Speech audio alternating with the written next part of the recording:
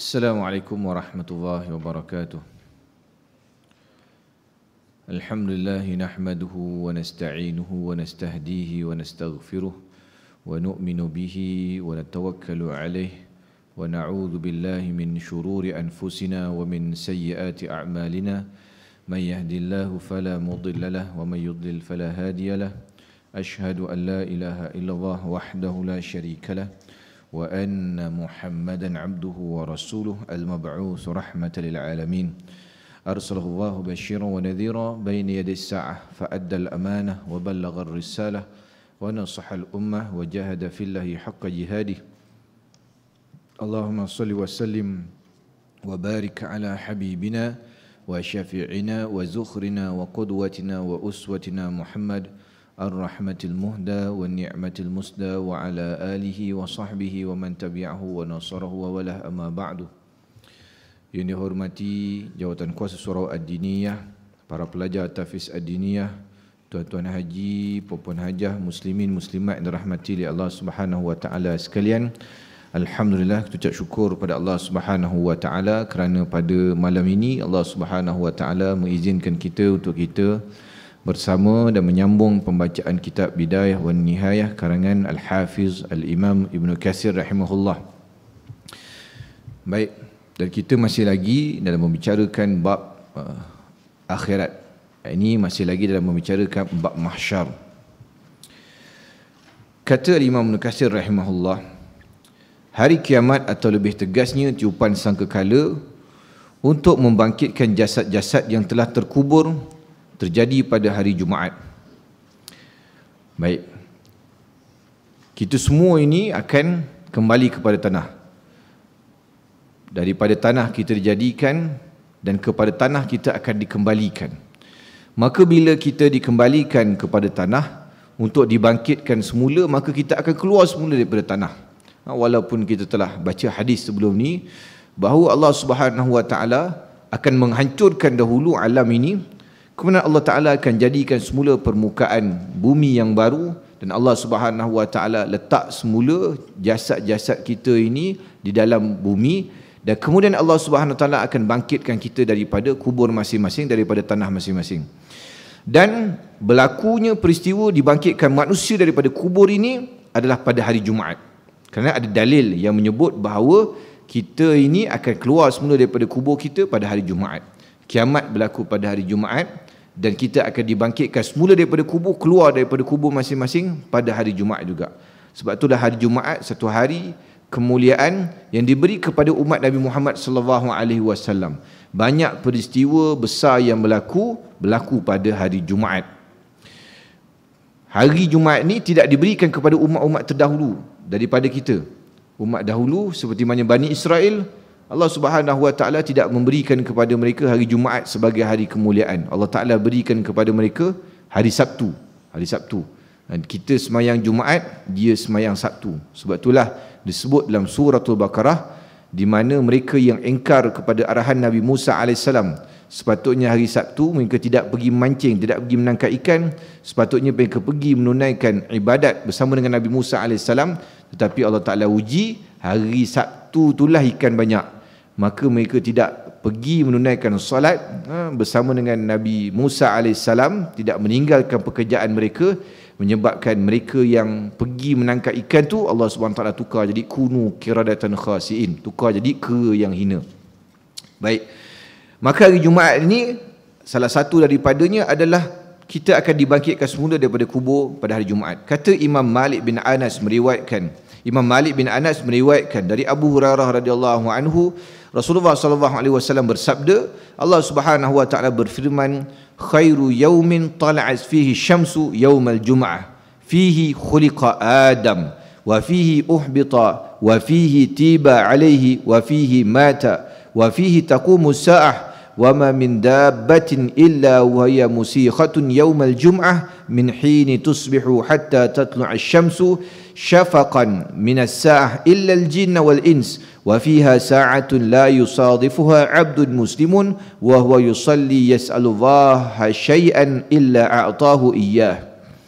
Sebaik-baik hari yang disinari matahari adalah hari Jumaat. Nampak? Allah Ta'ala Nabi sebut bahawa sebaik-baik hari yang disinari oleh matahari adalah hari Jumaat, hari besar yang diberikan kepada umat Nabi Muhammad sallallahu alaihi wasallam. Pada hari itu Nabi Adam alaihissalam diciptakan oleh Allah Subhanahu wa taala. Pada hari yang sama juga dia diturunkan oleh Allah Subhanahu wa taala ke dunia. Pada hari itu juga diterimanya taubat Nabi Adam alaihissalam. Pada hari itu dia meninggal dan pada hari itu pula terjadinya hari kiamat. Dalam hadis ni menyebut tentang peristiwa-peristiwa besar yang berlaku kepada Nabi Adam alaihissalam, dia berlaku pada hari Jumaat. Bahkan banyak lagi peristiwa-peristiwa lain yang besar dalam sejarah Islam dia berlaku juga pada hari Jumaat, seperti banjir Nabi Nuh alaihissalam berlaku pada hari Jumaat, dan banyak peristiwa besar berlaku pada hari Jumaat. Dan tidak seekor pun binatang melata di bumi melainkan terlelap pada hari Jumaat sejak mula waktu subuh sehingga terbit matahari, kerana takut pada hari kiamat selain manusia dan jin. Nabi sebut bahawa binatang-binatang lain yang melata atas bumi ni, tak kiralah binatang apa sekalipun, semuanya takut pada hari Jumaat. Kerana apa? Kerana binatang-binatang ni tahu bahawa hari Jumaat adalah hari kiamat. Mereka tahu hari Jumaat ni tunggu takut kiamat.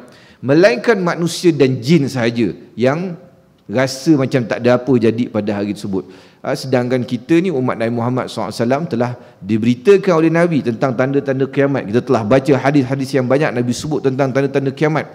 Dan kebanyakan daripada tanda-tanda yang kita telah baca ni, semuanya telah, kebanyakannya telah berlaku, tapi kita masih rasa macam kiamat jauh lagi. Sedangkan binatang-binatang yang tidak mengerti apa-apa, tapi mereka tahu bahawa hari Jumaat, hari kiamat, Nabi sebut mereka sentiasa takut pada hari tersebut sampailah terbenam matahari, barulah mereka rasa lega. Mana hari Jumaat telah berlalu, mana tidak berlaku lagi kiamat hari tersebut. Mereka menunggu kiamat berlaku. Dan pada hari Jumaat juga ada satu saat di mana seorang pun yang hamba yang meminta pada Allah Subhanahu wa taala, yang muslim, yang kebetulan melakukan salat dan meminta sesuatu pada Allah Subhanahu wa taala saat itu, melainkan Allah Subhanahu wa taala pasti memberinya. Hadis ini adalah hadis riwayatkan oleh Abu Daud dalam Sunan Abu Daud. Baik, dalam hari Jumaat juga Nabi sebut bahawa di sana ada waktu yang mustajab doa, yang mana siapa saja berdoa kena waktu mustajab tersebut, maka Allah Subhanahu Wa Taala memperkenankan doa dia. Ini kita telah bahas sebelum ni, iaitu waktu-waktu yang disebut sebagai waktu mustajab hari Jumaat bila di antara azan dan iqamat solat Jumaat. Waktu bila selepas asar, yang masyhurnya berdasarkan dalil ulama sebut adalah lepas asar sebelum maghrib solat Jumaat. Ini adalah waktu-waktu yang mustajab doa. Bila di antara dua khutbah, khatib dua khutbah, kan khatib diri, duduk, kemudian diri balik, di antara duduk tu digalakkan untuk kita berdoa, kerana itu adalah waktu mustajab. Bagi yang tidur dia tak sempatlah doa hari tu, kan dia dengar imam sebut Assalamualaikum warahmatullahi wabarakatuh, dia pun lap, hilang. Dia sedar balik, Allahu Akbar, dia sedar balik.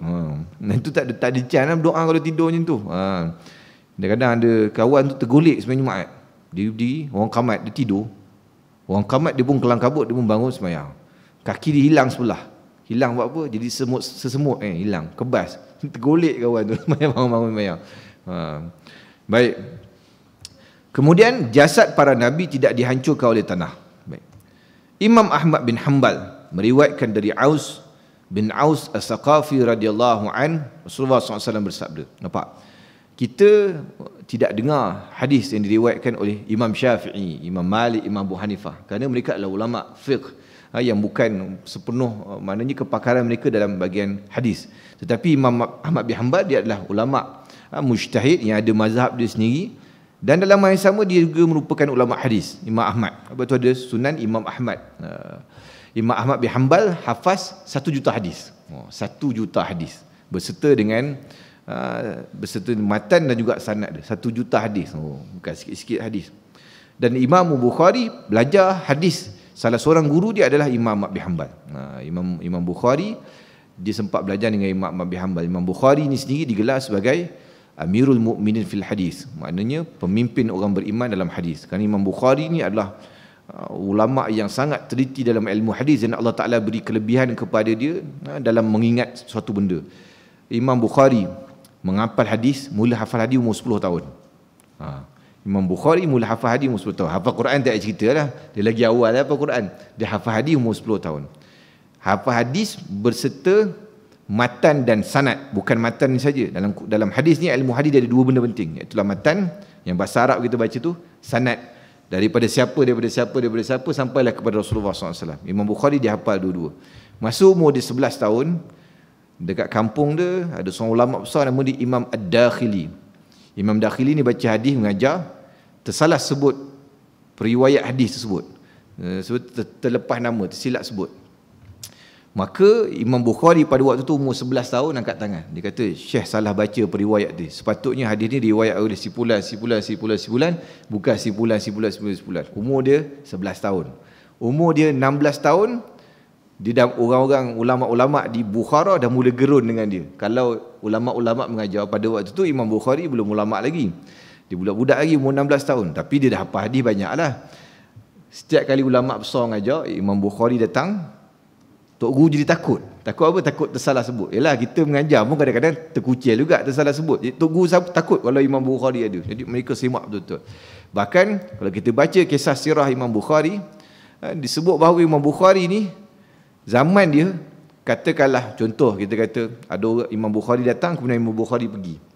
Orang zaman tu akan kata, ni disebut oleh Imam Ibn Hajar, dia kata, kau tadi datang lambat. Kalau tidak, kau dapat tengok seorang budak kecil yang hafal 70,000 hadis. Waktu tu Imam Bukhari kecil lagi, dia hafal. Mana kecil tu umur remaja lah, hafal 70,000 hadis. Nampak hebat tak hebat Imam Bukhari ni. Dan para ulama di zaman dia sebut bahawa Imam Bukhari sudah mula beri fatwa dan sudah mula mengajar di depan rumah guru dia pada waktu bila, kata para ulama pada ketika itu, Imam Bukhari tak tumbuh bulu di muka dia lagi. Maknanya apa? Muda lagi lah. Janggut tak tumbuh, jambang tak tumbuh. Dan Imam Bukhari ni bukan orang Melayu je. Kita ni lambat lah sikit tumbuh janggut kan. Imam Bukhari ni orang Bukhara. Bukhara ni orang Uzbekistan. Geng-geng ni janggut cepat panjang kan. Tapi Imam Bukhari pada waktu tu tak tumbuh lagi janggut. Maknanya sangat muda dia telah menguasai ilmu hadis pada ketika itu. Ini dahsyat dia Al-Imam Bukhari. Panjang lah nak cerita Imam Bukhari ni. Kelebihan ni Allah Ta'ala bagi special pada dia. Dan Imam Bukhari salah seorang anak murid kepada Imam Ahmad bin Hanbal. Dia ada banyak guru dia, salah seorang dia adalah Imam Ahmad bin Hanbal yang kita baca hadis ni. Baik.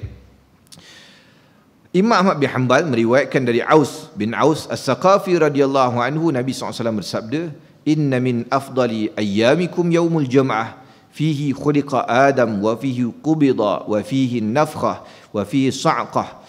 فأكثروا علي من الصلاة فيها فإن صلاتكم معروضة علي." فقالوا يا رسول الله وكيف تعرض عليك صلاتنا وقد أرمت يعني وقد بليت؟ قال إن الله عز وجل حرم على الأرض أن تأكل أجسال الأنبياء صلوات الله عليهم. Sebaik-baik harimu adalah hari Jumaat. Hari yang paling baik hari Jumaat. Sebab tu kita sebut bahawa memang sepatutnya negeri-negeri orang Islam ni hari Jumaat bagi cuti lah. Sebab kita boleh menumpukan pada amal ibadat. Daripada paginya kita boleh solat subuh berjamaah, boleh imam pun boleh baca surah Sajadah. Kadang-kadang kita ni disebabkan negeri yang bekerja hari Jumaat, kan ada waktu macam subuh yang lambat. Sekarang subuh dah awal balik, okey lah. Dia ada waktu yang subuh 6.10 azan.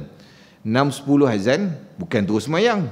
Tunggu 5 minit, tunggu 10 minit, 6.20. 6.20 kalau baca surah Sajadah, jawabnya budak-budak lambat lah naik pergi sekolah, orang lambat pergi kerja, jam pun semua.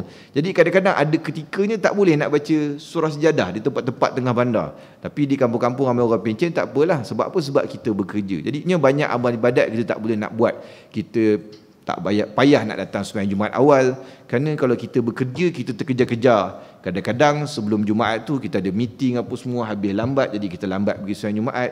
Kadang-kadang kita nak bekerja dengan makannya apa semua. Jadi banyak benda amal ibadat yang sepatutnya kita penuhi pada hari Jumaat tak dapat nak buat atas sebab kita bekerja. Sedangkan itu adalah satu kerugian bagi kita, kerana hari Jumaat adalah sebaik-baik hari, kata Imam Ghazali, untuk kita penuh dengan amal ibadat kita pada Allah Subhanahu Wa Taala. Jadinya kita ni tak boleh buat semua, jangan tinggal semua. Mala yudraku kulluh la yutraku kulluh, tak mampu buat semua, jangan tinggal semua. Tak mampu nak baca suratul Kahfi khatam, habis sampai suratul Kahfi, bacalah 10 ayat suratul Kahfi, jangan tinggal langsung, jangan tak baca terus. Tak mampu nak selawat dengan ribuan selawat pada hari Jumaat, janganlah tinggal paling kurang 100 ataupun beberapa ratus selawat kepada Nabi SAW. Kalau tak boleh nak datang awal sembahyang Jumaat, cubalah datang at least sebelum dikumandangkan azan, ataupun paling teruk sangat sebelum daripada khatib naik atas mimbar. Tapi sebaiknya sebelum azan lah kita dah sampai kat masjid. Kadang-kadang orang ni dia habis awal lah tapi suka relax, jalan lambat. Ini memang menjadi kadang-kadang budaya kita. Dia tunggu, dia kata ini 12.30, belum penuh lagi masjid ni, jadinya dia datang lambat. Dulu time PKP pandai pula dia datang awal, sebab dia tahu masjid dia had 12.30 tutup pagar, masjid ramai, pukul 12 tu ramai. Sebab apa? Sebab apa saya tahu trend orang ramai tak ramai? Sebab saya tazkirah dah jadi khatib Jumaat. Jadi bila tazkirah khatib Jumaat, dulu waktu PKP, lepas PKP reda sikit tu, 12.30 tu kita dah boleh start tazkirah dah. Sebab orang dah ramai, penuh dah boleh start tazkirah. Sekarang ni tengok jam 12.45, selai datang, seorang datang kan. Ini kita macam mana nak start lagi? Start awal kan, dia tak faham tengah-tengah cerita. Jadi kadang start juga, dan nak dekat pukul 1 baru start penuh. Ini perangai kita. Jadi kalau boleh, walaupun kita bekerja, usahakan untuk kita boleh datang awal sembahyang Jumaat. Muliakan hari Jumaat sebut, kerana ni diberikan kepada umat Nabi Muhammad SAW. Pada hari itu Allah Subhanahu Wa Taala menciptakan Adam. Pada hari itu pula dicabut nyawanya. Pada hari itu sangkakala ditiup, yakni tiupan yang mengejutkan. Dan pada hari itu pula ditiup tiupan yang mematikan. Maka perbanyakkanlah membaca selawat kepadaku pada hari Jumaat. Nampak? Ni Nabi SAW sebut apa? Hendaklah kita memperbanyakkan selawat kepada Nabi SAW pada hari Jumaat. Cuba jaga hari Jumaat ni amalan yang kita boleh buat tanpa kita tengok mushaf. Contoh Quran ni, baca suratul Kahfi, bagi yang tak hafal dia kena tengok mushaf lah. Dia kena ada masa nak tengok mushaf, duduk. Kalau waktu kerja dia payah sikit nak buat. Tetapi selawat ni dia tidak memerlukan untuk kita duduk, tak semestinya kena duduk ambil wuduk menghadap kiblat ke apa, tidak perlu. Sambil kita buat kerja, sambil kita menaik kat pejabat, sambil kita buat apa, sambil kita driving dan sebagainya, mulut kita boleh memperbanyakkan selawat. Kerana disuruh oleh Nabi SAW untuk banyakkan selawat pada hari Jumaat. Hari-hari lain pun sepatutnya kena banyak selawat juga, tetapi hari Jumaat Nabi kata banyakkan selawat kepadaku, kerana selawat kamu sekalian akan diperlihatkan kepadaku. Kita baca selawat ni kita sebut lafaz dan dia tak nampak perkataan sebut. Tetapi Allah Subhanahu Wa Taala zahirkan selawat kita tu kepada Nabi SAW. Dan dalam riwayat lain sebut bahawa malaikat bawa selawat kepada Nabi SAW, ditunjukkan bahawa ya Rasulullah, wahai Muhammad, si pula sampaikan selawat pada engkau. Si pula sampaikan selawat pada engkau. Selawat yang kita baca ni dibawakan di hadapan Nabi, dan nama kita serta nama ayah kita dengan bin tu disebut di depan para malaikat, di depan Nabi SAW. Sebab tu orang yang banyak selawat pada Nabi SAW, Nabi kenal dia. Kenapa? Kerana nama dia sering disebut di hadapan Nabi SAW. Ni hadis ni. Nabi kata, selawat kamu sekalian akan diperlihatkan kepadaku. Kemudian sahabat tanya, ya Rasulullah, bagaimana mungkin selawat kami diperlihat jika kamu telah hancur? Maknanya Rasulullah SAW telah wafat lama. Jadinya menjadi lumrah manusia, bila ditanam dalam tanah maka jasad akan hancur dimakan oleh tanah. Macam mana sahabat kata, ya Rasulullah, kamu telah wafat dan kamu telah ditanam tanah. Macam mana kamu, malaikat nak tunjukkan selawat pada kamu, nak sampaikan kepada kamu sedangkan kamu telah wafat? Nabi SAW menjawab bahawa sesungguhnya Allah Subhanahu Wa Taala mengharamkan bumi memakan jasad para Nabi SAW alaihi wassalatu wassalam. Nampak? Ini dalil sebut bahawa Allah Subhanahu Wa Taala mengharamkan bumi daripada memakan jasad Nabi SAW dan juga Nabi-Nabi alaihi wassalatu wassalam yang lain. Maksud dia, kita yakin jasad Nabi-Nabi alaihi wassalatu wassalam sejak daripada Nabi Adam alaihissalam, bukan sekadar Rasul, ni semua Nabi-Nabi. Nabi-Nabi ni yang Allah Ta'ala utuskan lebih daripada 100,000. Ulama khilaf jumlah dia berapa. Yang kita kenal 25 Rasul je lah. Tapi ada lagi Nabi-Nabi alaihi wassalatu wassalam yang tidak dikenali oleh kita kerana jumlah mereka sangat ramai. Dan jasad-jasad mereka ini tidak dimakan oleh tanah sampailah ke hari ini. Maka atas sebab itulah Nabi SAW boleh diperlihatkan selawat atas kita. Dan ada riwayat lain yang menyebut bahawa Nabi SAW boleh menjawab balik selawat tu kepada kita. Mana Allah Subhanahu Wa Taala mengembalikan ruh kepada Nabi SAW untuk menjawab balik selawat dan salam kita kepada Nabi SAW. Bagaimana itu urusan Allah Subhanahu Wa Taala? Kerana Bab agama ni kita tak boleh nak fikir logik. Kalau fikir macam mana Nabi dalam tanah tiba-tiba kembali semula roh nak jawab salam pada kita. Kalau kita fikir logik memang tak boleh bab agama ni. Tapi bila benda ni ada dalil yang menyebut, Nabi SAW sebut dalam riwayat, maka bila Nabi sebut begini, maka benda begini boleh berlaku. Kerana karamah boleh berlaku pada orang soleh, apatah lagi kepada Nabi SAW boleh berlaku perkara-perkara yang Allah Subhanahu Wa Taala nak beri keistimewaan kepada Nabi dan Rasul alaihi wassalatu wassalam. Banyak. Dan yang kita sebut sebelum ni bahawa makam Nabi dan Rasul alaihi wassalatu wassalam yang lain semuanya tidak dapat dipastikan adakah itu makamnya ataupun tidak dapat dipastikan, kecuali makam Rasulullah sallallahu alaihi wasallam sahaja yang sah, yang betul itu adalah makam milik Rasulullah sallallahu alaihi wasallam. Yang makam nabi-nabi lain tidak pasti. Sebab tu kadang-kadang di sana ada makam Nabi yang mempunyai beberapa tempat. Di sini orang kata ni makam Nabi ni kat sini, orang kata makam Nabi ni kat sini, berbeza tempat. Kenapa? Kerana boleh jadi tempat makam tu dia mungkin Nabi tu pernah berada dekat situ, pernah semayang dekat situ ke, pernah berkampung dekat situ ke, tu rumah dia ke, maka mereka buat makam sebagai peringatan. Dia dalam kalau kita pergi negara-negara yang banyak tempat sirah, Jordan, Syria, Lebanon, dia ada sikit-sikit lah, tak banyak. Dan dia biasa makam ni dia ada dua, sama ada makam tu betul ataupun makam tu sekadar tempat peringatan. Nak tengok dia adalah dekat makam tu dia kata doreh, dot ra ya ha. Doreh tu maknanya sah, itulah makam yang sebenar. Kalau disebut sekadar makam aja, boleh jadi itu tempat peringatan dan sebagainya. Baik. Makam Nabi lain kita tak pasti. Kenapa? Kerana tak pasti. Kerana tempoh di antara satu Nabi dan Rasul tu satu tempoh yang jauh.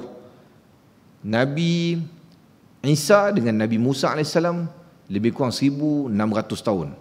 Nabi Musa dengan Nabi Isa. Nabi Muhammad SAW dengan Nabi Musa AS lebih kurang 2,000 tahun. Itu baru kita cerita Nabi Muhammad dengan Nabi Musa. Padahal kalau ikut turutan Musa, Isa, Muhammad, selang satu je. Tapi jarak di antara Nabi kita Muhammad dengan Nabi Musa AS 2,000 tahun. Maknanya lebih lama daripada kita dengan Rasulullah. Kita dengan Rasulullah 1,400 tahun. Tapi Rasulullah dengan Nabi Musa 2,000 tahun. Itu baru kita kata Nabi Musa. Belum lagi Nabi-Nabi lain. Jadinya bila satu tempoh tu satu tempoh yang lama, dan di antara satu tu kadang-kadang terputus kenabian, ada umat Nabi-Nabi tersebut yang diazab oleh Allah Ta'ala hilang, tinggal beberapa sahaja yang selamat, maka tak boleh nak cerita siapa yang menyampaikan, yang mewarisi cerita tu ini adalah makamnya daripada satu umat ke satu umat, satu tempoh yang lama. Kita tak biar cerita jauh lah. Kita ini yang hidup, kita kata ambil tempat kita ni Hang Tuah. Hang Tuah dengan kita baru dalam 400 tahun macam tu. Makam Hang Tuah tu pun tak dapat dipastikan betul ke tu makam Hang Tuah. Kan? Itu baru cerita 400 tahun tu. Kita dengan Hang Tuah tak jauh sangat. Orang pun fikir kenapa makam Hang Tuah jadi panjang pula. Sedangkan rumah orang Melaka rendah-rendah. Kan, rumah orang Melaka rendah-rendah, tapi Hang Tuah makam dia panjang. Ada orang lama-lama kata, dia kata Hang Tuah dulu memang tinggi orang dia. Tak betul pun. 400 tahun dulu tak tinggi pun orang dia. Bahkan Nabi Ibrahim AS, Nabi Ibrahim tu Abul Anbiya. Nabi Ibrahim pun sahih lebih kurang kita. Nabi Ibrahim dia start sahih lebih kurang kita. Sebab tu kita tengok makam Ibrahim yang dekat belakang Kaabah tu, makam Ibrahim tu. Cuba tengok tu tapak kaki Nabi Ibrahim. Dengan saiz kita average je, lebih kurang saiz kita je. Maknanya tinggi Nabi Ibrahim lebih kurang tinggi kita je. Jadi kalau lah Nabi Ibrahim yang ribuan tahun pun tinggi kita, takkanlah Hang Tuah dia tinggi lebih daripada kita. Yang tinggi disebut tinggi tu zaman Nabi Adam AS, itu memang tinggilah. Zaman Nabi Nuh AS masih tinggi lagi. Tapi lepas daripada tu manusia mula kecil. Mana saya nak sebutnya, kalau kita dengan Hang Tuah pun kita tak dapat nak betulkan, betul ke ni makam Hang Tuah yang sebenar, Hang Tuah memang mati kat sini ke, pun kita tak dapat sahkan, padahal dia berapa ratus tahun saja daripada kita. Apatah lagi makam yang lain-lain tu, lagilah payah untuk kita sahkan betul ke tidak makam Nabi yang lain-lain. Maka sebab itulah para ulama sebut makam yang sah hanyalah makam Nabi Muhammad sallallahu alaihi wasallam. Baik. Jasad Nabi tidak hancur. Bahkan jasad para sahabat Nabi pun tidak hancur. Kebanyakannya tidak hancur. Kita tengok beberapa peristiwa itu. Saya pergi Syria. Ada satu, saya tak ingat dekat kampung mana, dia orang cerita dekat Syria ni bila perang hari tu, makam-makam ni dia bom habis macam tu je.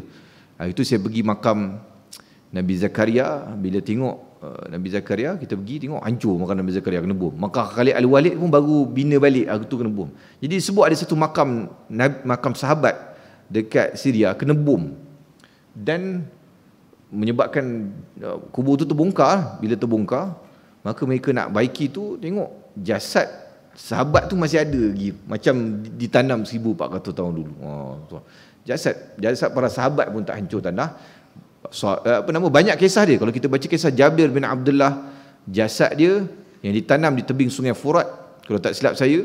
Kemudian sungai Furat jadi menghakis, kemudian mereka terpaksa alih jasad Jabir bin Abdullah.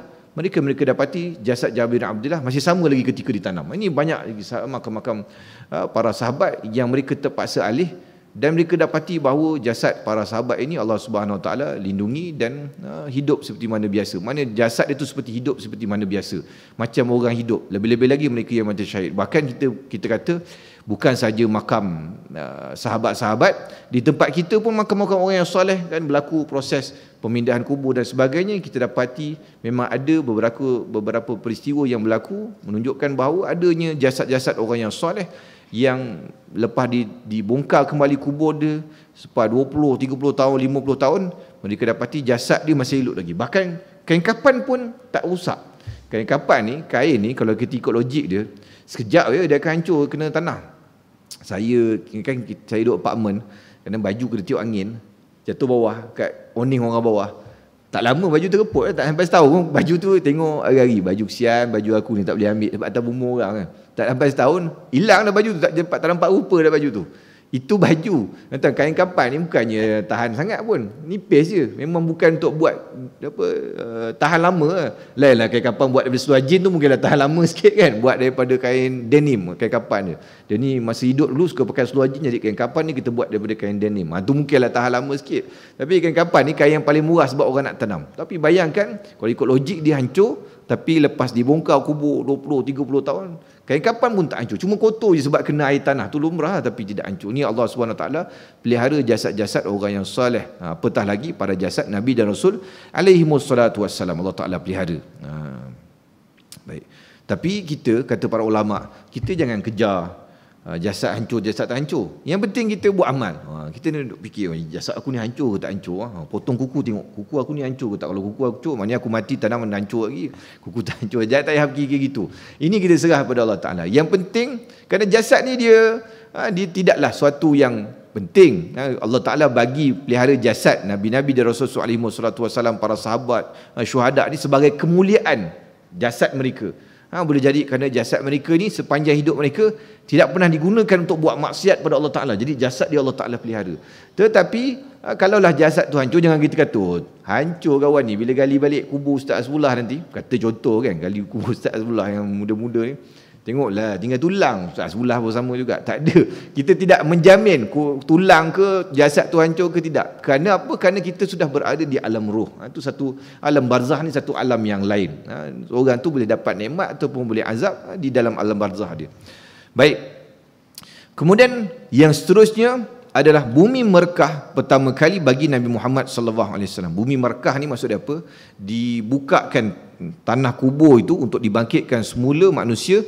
Kubur siapa yang pertama sekali dibuka adalah kubur Nabi Muhammad SAW sebagai kemuliaan Rasulullah SAW. Seperti mana hadis yang kita telah baca sebelum ni, nahnul akhiruna al-awwaluna yaumal qiyamah wa awwalu man dukhulal jannah wa awwalu man yadkhulul jannah.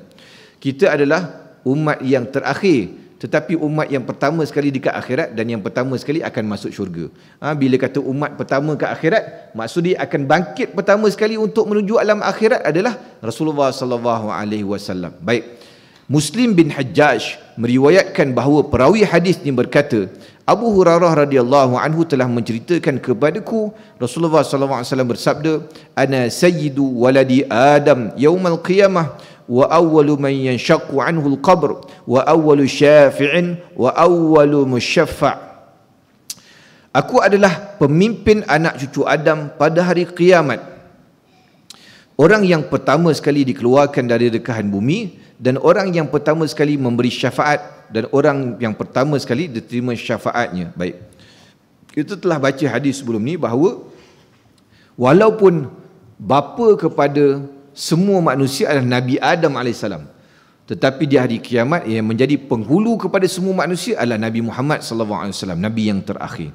Dan Nabi SAW adalah orang yang pertama sekali dikeluarkan daripada rekahan bumi. Maknanya bumi direkahkan dan dikeluarkan. Dalam riwayat lain sebut, Nabi kata, waktu aku bangkit tu, aku boleh nampak, aku seakan-akan boleh nampak kamu sekalian sedang mengibas-ngibas debu daripada badan kamu. Nabi kata, aku hari ni ketika Nabi sampaikan hadis tu, Nabi kata, aku seakan-akan boleh lihat. Allah Ta'ala telah bagi gambaran depan Nabi SAW. Ini salah satu bentuk wahyu Allah Ta'ala berikan kepada Nabi, adalah dalam bentuk gambaran. Nabi ni Allah Ta'ala bagi vision, nampak depan dia, seolah-olah benda tu dah jadi realiti. Nabi kata, seolah-olah hari tersebut aku nampak kamu bangkit daripada kubur dalam keadaan membersihkan badan daripada debu. Macam mana kita rasa kalau contoh kita baring dekat pantai, kan berdebu kan, contohlah. Jadi kita bangun tu, kita bersih dari debu. Maknanya lepas duduk dalam tanah kubur, maka begitulah sunnatullah, yang keluar daripada kubur, kita akan bersihkan badan kita daripada debu-debu. Jadi bila Nabi SAW dibangkitkan, siapa yang akan mengikuti Nabi selepas itu adalah dua orang sahabat Nabi SAW yang dimakamkan sebelah Rasulullah, iaitu Sayyidina Abu Bakar dan Sayyidina Umar. Ini kemuliaan yang Allah Ta'ala beri kepada dua orang sahabat Nabi SAW. Kan kita telah sebut sebelum ni, sahabat-sahabat ni dia ada level berbeza, rank dia di antara sesama lain, darjat dan kelebihan dia antara sesama lain. Dan di antara para sahabat yang paling tinggi rank dia adalah dua orang sahabat yang dimakamkan di sebelah Rasulullah SAW, iaitu Sayyidina Abu Bakar dan Sayyidina Umar. Itulah kita kata ini sebagai bukti bahawa dakwaan daripada geng-geng Syiah ni adalah merepek. Mereka mencaci Sayyidina Umar, mereka mencaci Sayyidina Abu Bakar, sedangkan Allah Ta'ala telah beri kemuliaan kepada Sayyidina Umar dan Sayyidina Abu Bakar, dimakamkan sebelah Rasulullah SAW, dan mereka akan dibangkitkan selepas daripada Rasulullah SAW. Contoh ginilah tuan-tuan, kalaulah dakwaan Syiah ni tuan-tuan, setiap mereka ini tuan-tuan, sebahagian daripada Syiah di Iraq, mereka menyambut hari kematian Sayyidatina Aisyah radhiyallahu anha. Syiah. Kenapa? Kerana dia kata Sayyidatina Aisyah yang meracun Rasulullah SAW dan membunuh Rasulullah. Ini dakwaan teruk Syiah ni. Ini kita bagi orang ahli sunnah wal jamaah tak boleh terima benda ni. Kenapa? Sayyidatina Aisyah ummul mukminin, ibu kita semua sebagai orang beriman. Macam mana orang boleh kata mak kita yang bunuh Rasulullah? Kita tak boleh terima benda ni.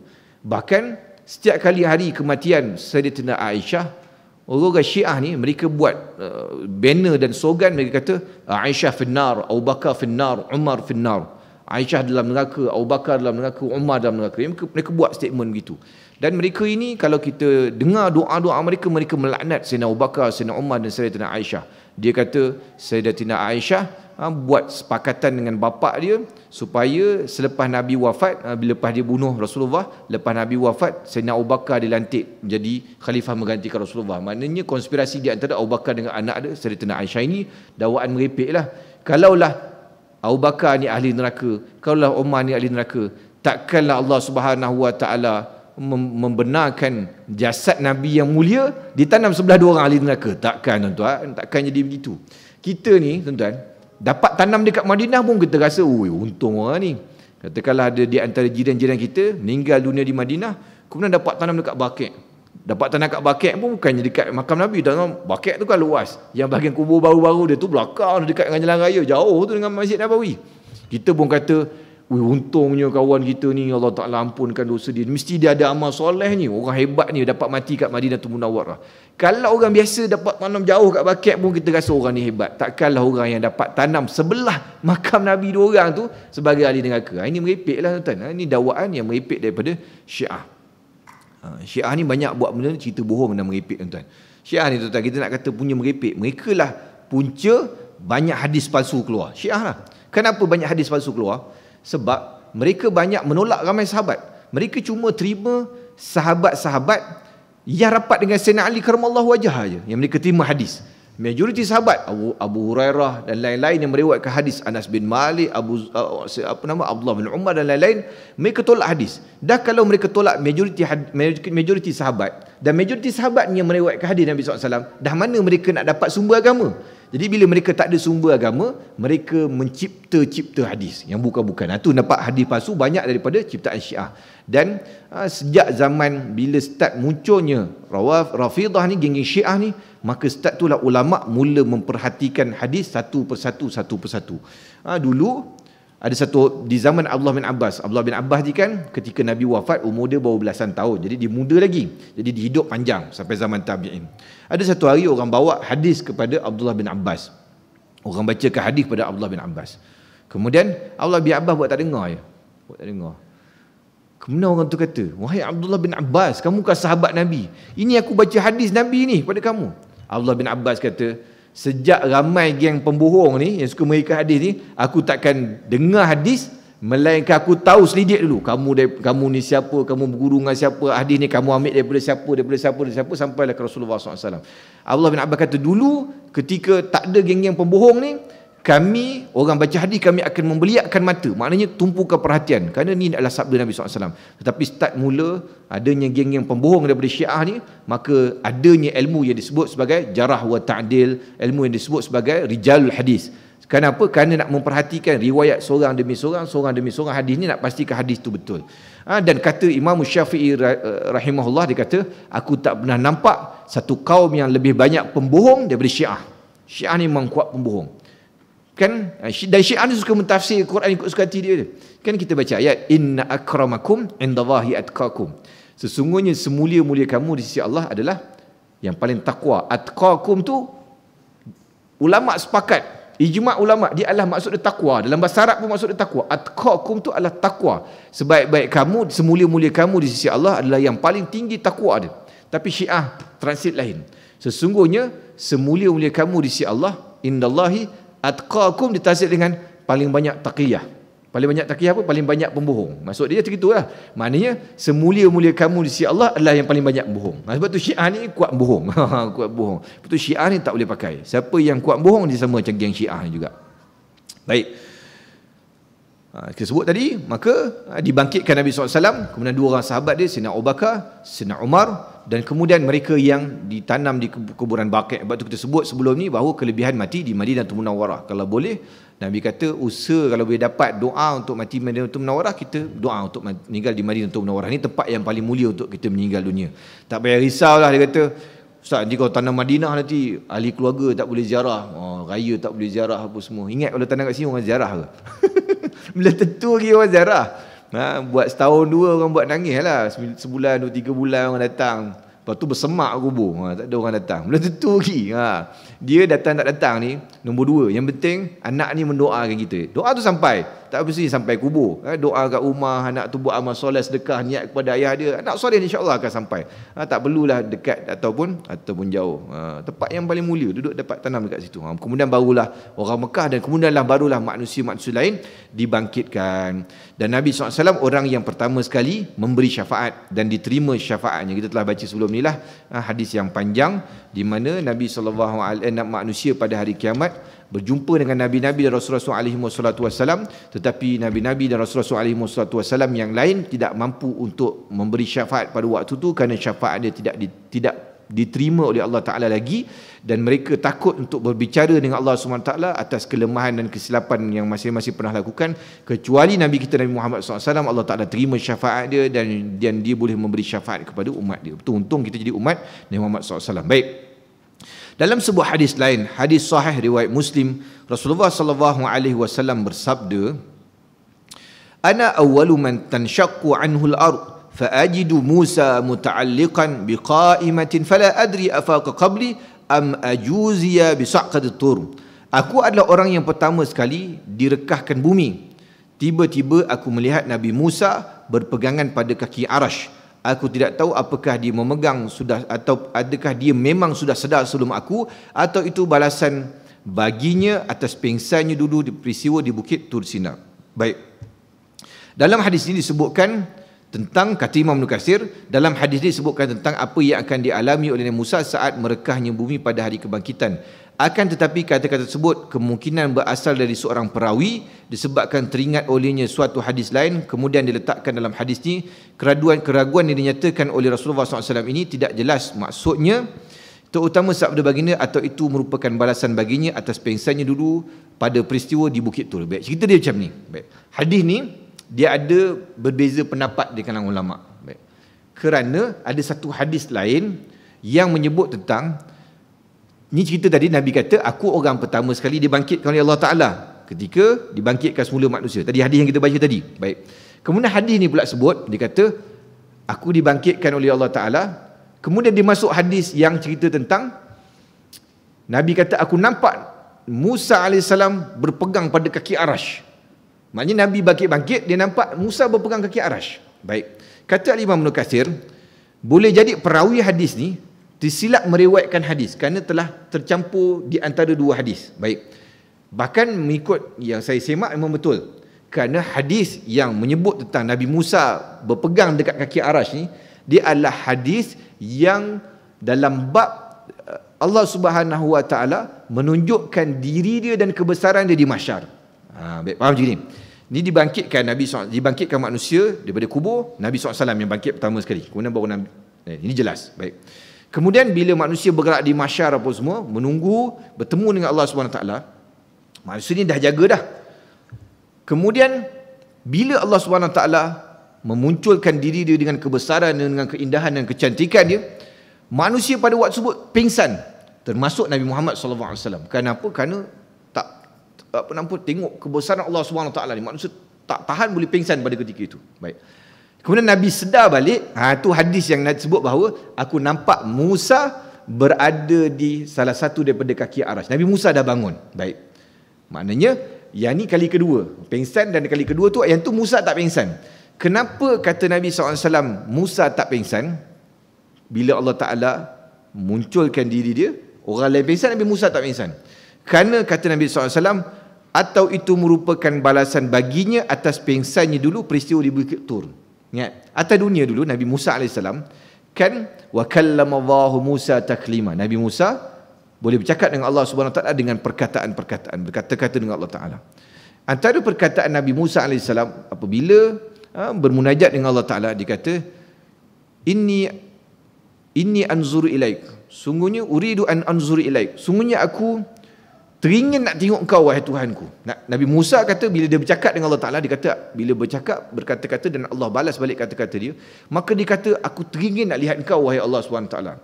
Allah Taala jawab balik, qala lan tarani walakin anzur ilal jabali fa in istaqarra makanahu fasawfa tarani. Allah Taala jawab balik, dia kata bahawa kamu sekali-kali takkan dapat tengok aku, takkan dapat lihat aku, walakin zur ilal jabali fa in istaqarra makanahu fasawfa tarani. Tapi tengok gunung-gunung yang berada dekat sekitar kau ni, kalau gunung-gunung ni dapat tetap dekat tempat dia, maka kau akan dapat lihat aku.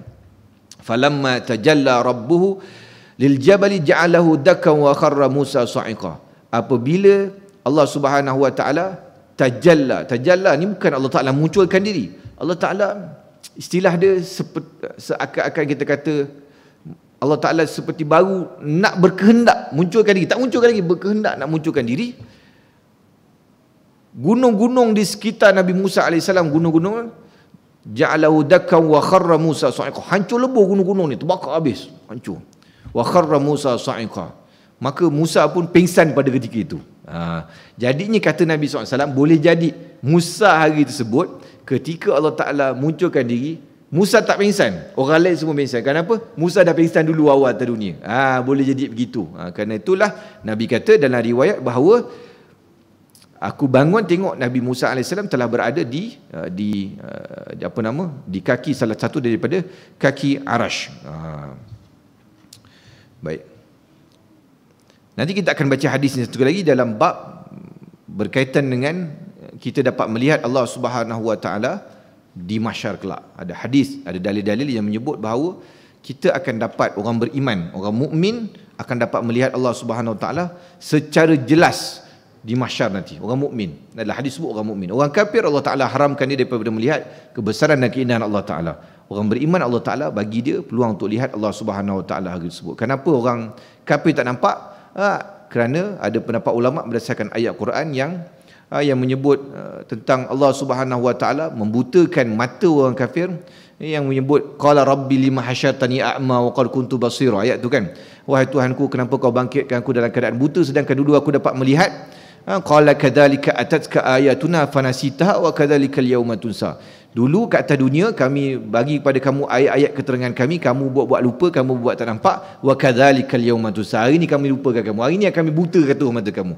Jadinya orang kafir berada dalam keadaan buta, maka mereka tak dapat melihat keindahan dan kebesaran Allah SWT. Tapi orang beriman dapat melihat. Bahkan dalam hadis Nabi sebut, nanti kita akan baca, Nabi kata satu hari, kalau tak silap saya hadis ini diriwayatkan oleh Salman Al-Farisi, satu hari pada waktu malam Nabi dengan sahabat ada dekat luar. Kemudian bulan pada waktu tersebut dapat dilihat dengan jelas. Nabi kata, kamu akan dapat melihat Tuhanmu di hari kiamat seperti mana kamu tengok bulan ni. Maksudnya kita akan tengok Allah Ta'ala dengan pemandangan yang jelas, bukan kabur-kabur, bukan ada halangan dan sebagainya. Maksudnya kita akan melihat Allah Ta'ala secara jelas. Tapi sebelum tu manusia semua akan pengsan dulu. Kenapa? Kerana tak mampu untuk menanggung kebesaran Allah Subhanahu Wa Ta'ala ni. Yalah, kita baca ayat law anzalna hadzal Qur'an ala jabalin la ra'aitahu khashi'an mutasaddian min khasyatillah. Allah Ta'ala bagi perumpamaan Quran ni bukan mushaf tu lah, kandungan Quran dengan hukumnya, dengan perintahnya, dengan apa yang terkandung dalamnya tu, kalau dibebankan atas gunung, nescaya gunung-gunung yang kita nampak kuat ni akan hancur lebur. Khashi'an mutasaddian min khasyatillah, kerana takutkan Allah Subhanahu Wa Ta'ala. Itu baru kalamullah, belum Allah Subhanahu Wa Ta'ala lagi. Jadinya bayangkan kita dapat melihat Allah Subhanahu Wa Ta'ala yang kita duk sebut Allahu Akbar, Allah Maha Besar ni. Maha Besar ni yang kita tak boleh nak bayang bagaimana Allah Subhanahu Wa Ta'ala ni punya besar, dan kita memang tak boleh, memang kita dilarang untuk membayangkan kerana di luar kotak pemikiran kita. Kita punya otak kita ni, RAM dia tak mampu untuk kita fikir banyak gitu. Kalau kita duk fikir sikit, lama sikit, tu yang jadi short kepala. Short kepala, main gulung kain pelekat, buang gagak, gulung kain pelekat. Jam, kepala tu dia jam. Duk cangkung tengah jalan raya pakai kain pelekat, tak pakai baju, cuba nak cabut lain putih tu. Dia jam kepala apa? Sebab CPU dia terbakar lah. Dia cuba fikir luar kotak. Bawa kereta Beza 1.0, penuhkan kereta 6 orang, cuba naik Genting Island. Berasak Beza tu, meletup Beza tu. Kenapa? Kerana overload. Dia luar daripada tu. Jadi kita punya otak ni, Allah Ta'ala dah set macam tu je. Tak boleh nak fikir lebih-lebih. Jadinya kalau kita fikir, maka kita akan merosakkan akal kita. Tak mampu kita akan jadi merepek fikir benda-benda yang tak betul. Kerana disuruh kita, la tafakkaru fillah walakin tafakkaru fi khalqillah. Jangan kamu fikir tentang Allah Ta'ala ni macam mana besar dia, bagaimana.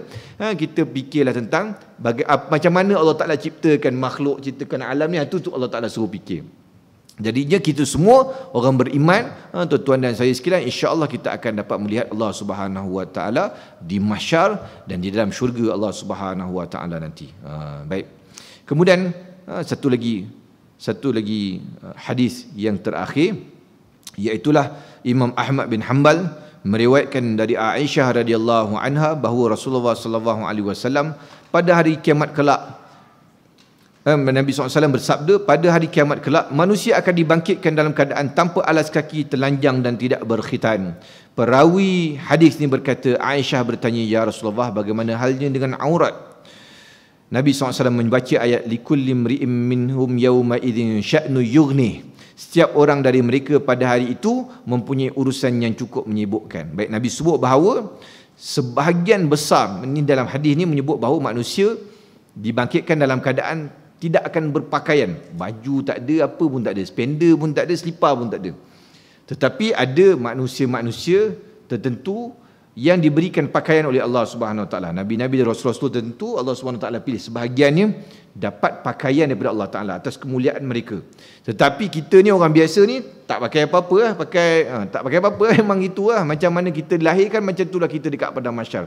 Bahkan Nabi sebut apa? Dalam keadaan tidak berkhitan, memang macam baby betul. Cuma tidak baby lah, kita dalam keadaan dewasa dibangkitkan macam lahir, tidak berkhitan, tidak berpakaian. Aisyah tanya kepada Rasulullah, ya Rasulullah, hari tu kan tak tengok orang lain punya aurat ke? Kan?